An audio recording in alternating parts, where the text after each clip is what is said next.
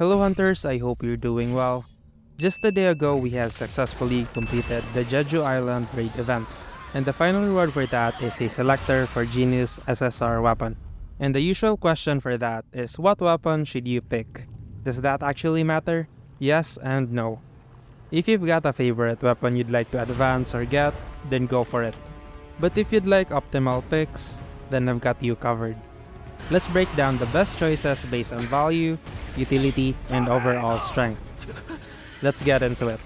In the list, we have the DKD, Zeke's Fragment, Skadi, Phoenix Soul, Moon Shadow, Plum Sword, the Huntsman, Vulcan's Rage, Thetis Grimoire, DKL, and the Shadow Sight.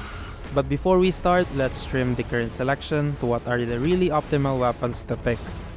The weapons that will be removed are by no means useless. They are just falling short either in terms of damage and utility compared to what we will be discussing. First up, we got the DKD or the Demon King's Daggers. It's great for crit heavy builds, thanks to its passive that boosts crit stats, which in return makes you hit harder. The more advancements you unlock, the more powerful this weapon becomes. It's also mandatory to invest on Sung Jinwoo's strength, as it has a passive that increases the weapon's damage based on his strength. With that, DKD is a great weapon you can consider to pick on the selector. Next up, we have the Zeke's Fragment, a spear that brings a mix of power, defense, and smooth combat flow. The weapon skill grants you a super armor effect, which means you won't get interrupted by anything while executing the skill. Plus, it gives a buff that reduces damage taken, and lastly, it has a buff stacking mechanic that amplifies the skill's damage. The more advancements you unlock, the better this weapon is. With that, Zeke's Fragment is another great weapon you can consider to pick on the selector, but lower than DKD.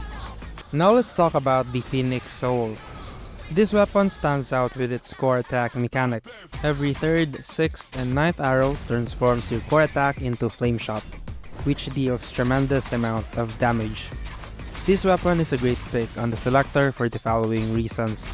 First, because of its massive burst potential. If you stack the passive properly, Flame Shot will hit like a truck. And lastly, it's perfect for the current WOBL.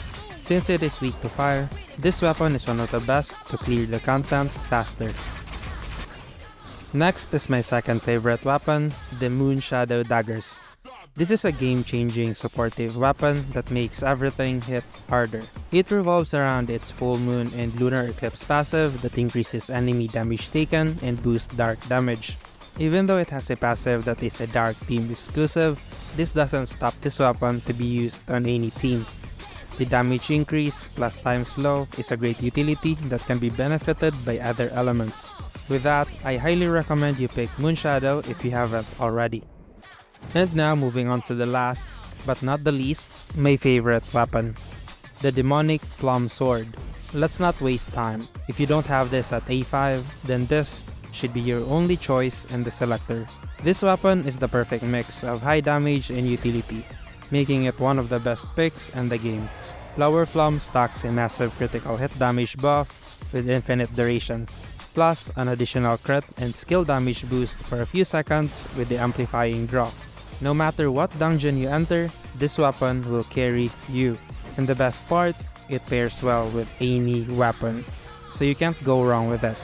This weapon can forever stay on your weapon slot 1 unless for any specific missions needed.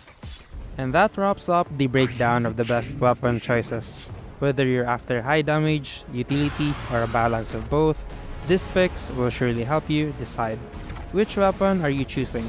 If you've already decided, let us know in the comments. Don't forget to like and subscribe if this video has helped you. And until next time, happy gaming!